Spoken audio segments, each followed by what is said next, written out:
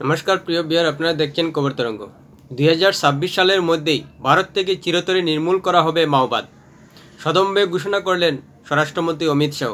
সঙ্গে এও বলেছেন, মাওবাদ ভারতে গণতন্ত্রের পক্ষে চ্যালেঞ্জ হয়ে দাঁড়িয়েছে, তাই সেই মাওবাদকে চূড়ান্তভাবে শেষ করার জন্য নির্দয় প্রহার করতেই হবে, না হলে এই সন্ত্রাস থেকে ভারত মুক্তি পাবে না। প্রিয় বিয়ার, ভিডিওটি ভালো লাগলে সাবস্ক্রাইব করবেন। সাবস্ক্রাইব করলে ভিডিও আরও উন্নত হবে বলে আশা রাখি। বর্তমানে একমাত্র ছত্তিশগড়েই মাওবাদ জীবিত আছে বা সক্রিয় আছে বলে স্বরাষ্ট্রমন্ত্রী বলছেন। আর সেই ছত্তিশগড়ে গিয়ে 7টি রাজ্যের আধিকারিকদের সঙ্গে মাওবাদ নিয়ে আলোচনা করতে গিয়েই এভাবে 2026 সালের মধ্যে ভারত থেকে মাওবাদ সন্ত্রাসকে চিরতরে নির্মূলের জন্য ঘোষণা করলেন। ভারতের মাওবাদ প্রেক্ষিত যদি আমরা দেখি, তাহলে বর্তমানে যেসব রাজ্যে মাওবাদ রয়েছে বলে ধরা হয়, বিহার, ঝাড়খণ্ড, উড়িষ্যা, তেলেঙ্গানা, মধ্যপ্রদেশ, অন্ধ্রপ্রদেশ, মহারাষ্ট্র, সেসবে কিন্তু মাওবাদ সমস্যা মুক্ত হয়ে গেছে, যেটা স্বরাষ্ট্রমন্ত্রী অমিত শাহ ঘোষণা করেছেন। শুধু ছত্তিশগড়ে এখন রয়েছে এবং সেখানেও 53% মাওবাদ হামলা কমে গেছে, 73% সেনা মৃত্যু কমেছে এবং 69% সাধারণ মানুষের মৃত্যু কমেছে। তিনি এও বলেছেন যে মাওবাদের দ্বারা 17,000 ভারতীয় মানুষ মারা গেছেন, যে মাওবাদ 1966 সালে প্রতিষ্ঠিত হয়েছিল। সঙ্গে তিনি এও বলেছেন যে 10টি রাজ্যে মাওবাদ ছিল, সেখান থেকে মোদী সরকার ক্ষমতায় আসার পর মাওবাদের বিরুদ্ধে তীব্র লড়াই শুরু করেছিল এবং নিকেশ করতে, একেবারে শেষ করতে কঠোর পদক্ষেপ নিয়েছিল, যার কারণেই মাওবাদের আক্রমণের সংখ্যা কমানো সম্ভব হয়েছে। আর এখন 2026 সালের মধ্যেই টার্গেট রাখা হচ্ছে যাতে মাওবাদ ভারত থেকে চিরতরে নির্মূল হয়। নিশ্চিতভাবেই কোনো ইতিবাচক আশা পাচ্ছেন স্বরাষ্ট্রমন্ত্রী অমিত শাহ, যার কারণে এভাবে 2026 সাল ধরেই মাওবাদ চিরতরে নির্মূল করার জন্য ঘোষণা দিতে পারছেন। এখন প্রশ্ন হচ্ছে যে মাওবাদ সত্যিই ভারতবর্ষে একটা মাথা ব্যথার কারণ হয়ে দাঁড়িয়েছিল। প্রায় 10টি রাজ্যে ভারতবর্ষে ছড়িয়েছিল মাওবাদ, আর সেই মাওবাদ ছড়ার মূল কাণ্ডারি ছিল চারু মজুমদার, কানু সাল্লান, জঙ্গল সাঁওতাল। তারা কোন আবেগের তাড়নায় এভাবে ভারতবর্ষের মতো একটা গণতান্ত্রিক দেশে মাওবাদ সন্ত্রাস চড়াতে গেল, সেটা সত্যি গবেষণার বিষয়। কিন্তু ভারত যেভাবে স্বাধীনতার পর গণতন্ত্রে বিশ্বাসী হয়ে দেশটি গড়ে উঠেছিল, সেখানে মাওবাদ সন্ত্রাস আসার কথাই ছিল না। যদি আমরা ধরেই নেই যে চীনের নেতা মাও জেদুংয়ের আদর্শে তারা অনুপ্রাণিত হয়েছে, কিন্তু চীনে কিন্তু 1949 সালে মাও জেদুং কমিউনিস্ট শাসিত দেশ হিসেবে চীনকে ঘোষণা করার আগে চীন গৃহযুদ্ধে জর্জরিত ছিল, তাই সুযোগ পেয়ে মাও জেদুং চীনকে কমিউনিস্ট শাসিত দেশ প্রতিষ্ঠিত করার সুযোগ পেয়েছিলেন। কিন্তু ভারত তো শুরু থেকেই গণতান্ত্রিক দেশে পরিণত হয়েছে এবং সুষ্ঠুভাবেই গণতন্ত্র সম্পন্ন হচ্ছিল। তাহলে এমন কি প্রয়োজন ছিল যে পাকিস্তান এবং পূর্ব পাকিস্তান থেকে লাগাতার আক্রমণের শিকার হওয়া ভারতে মাওবাদ প্রচলনের প্রয়োজন পড়েছিল? এতে তো রীতিমতো ভারতকে দুর্বল করারই একটা চক্রান্ত শুরু করেছিল সেই চারু মজুমদার, কানু সান্যালরা। কিন্তু তাদের ভ্রান্ত নীতি যে এখনও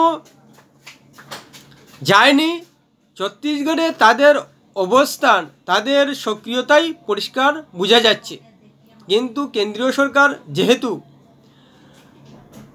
ইসলামিক সন্ত্রাসের জর্জরিত, উত্তর পূর্বে বিভিন্ন জনগোষ্ঠীর সন্ত্রাসে জর্জরিত এবং মাও সন্ত্রাসে জর্জরিত, তাই কেন্দ্রীয় সরকার শুরু থেকেই টার্গেট করে নিয়েছে, যেহেতু উত্তর পূর্বে সন্ত্রাসের ক্ষেত্রে বিষয়টা অন্যরকম এবং কাশ্মীরের ইসলামিক সন্ত্রাসের ব্যাপারটাও শেষ না করার মতো পরিস্থিতিতে, তাই মাওবাদ সন্ত্রাসটা যাতে শেষ করা যায় এবং ভারতের অভ্যন্তরে সন্ত্রাসী কার্যকলাপ যে একেবারে মাথা চাড়া দিয়েছে, তাতে অন্ততপক্ষে একটি সন্ত্রাস কমানো যায়, সেই উদ্দেশ্যেই এভাবে লাগাতার মোদী সরকার চেষ্টা করে যাচ্ছিল, যার সুফল এখন দেখা যাচ্ছে। এবং স্বরাষ্ট্রমন্ত্রী অমিত শাহ সদম্বে ঘোষণা করতে পারছেন যে 2026 সালে ভারত থেকে অন্ততপক্ষে একটি সন্ত্রাস নির্মূল হবে।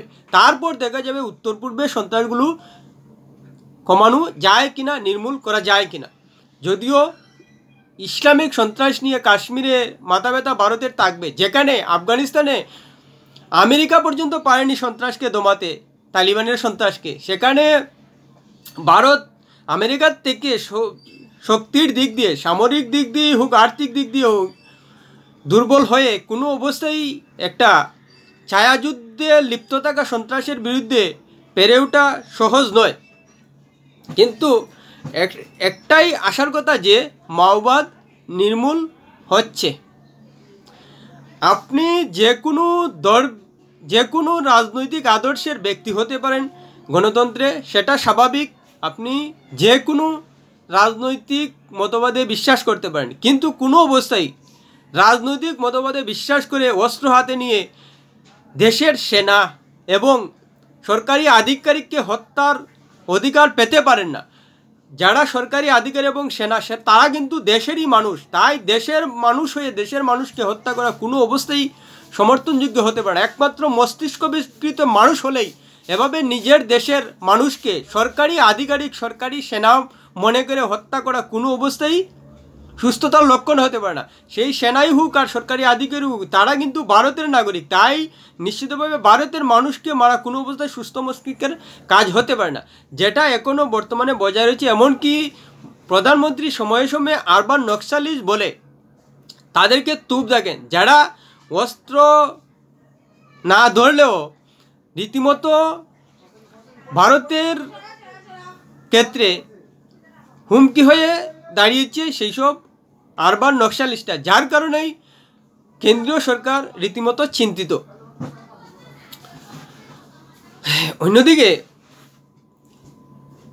ভারত তিন দিক থেকে, পশ্চিম দিকে কাশ্মীর, পূর্ব দিকে উত্তর পূর্ব, আসাম, মণিপুর, নাগাল্যান্ড, ত্রিপুরায় রীতিমতো জর্জরিত বিভিন্ন জনগোষ্ঠীর সন্ত্রাসে। অন্যদিকে বিহার, ঝাড়খণ্ড, উড়িষ্যা, মধ্যপ্রদেশ, অন্ধ্রপ্রদেশ, তেলেঙ্গানা, মহারাষ্ট্রে ও রীতিমতো জর্জরিত ছিল মাওবাদ সন্ত্রাসে। কি এক্ষেত্রে একটাই আশার আলো দেখা যাচ্ছে যে অমিত শাহের কথায়, যে এইসব রাজ্যে মাওবাদ পুরোপুরি মুক্ত হয়ে গেছে এবং সেভাবে আর সন্ত্রাসের ঘটনা দেখা যাচ্ছে না।